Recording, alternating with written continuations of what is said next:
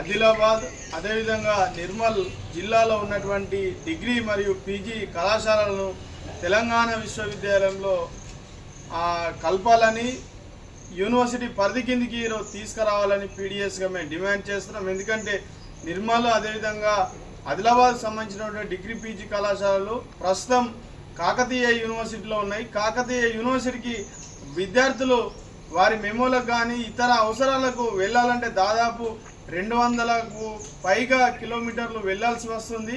ఆ రోజు పని కాకపోతే అక్కడే ఉండాల్సి వస్తుంది. అనేక ఇబ్బందులు ఆ రెండు జిల్లాల విద్యార్థులు ఈరోజు ఎదుర్కొంటున్నారు.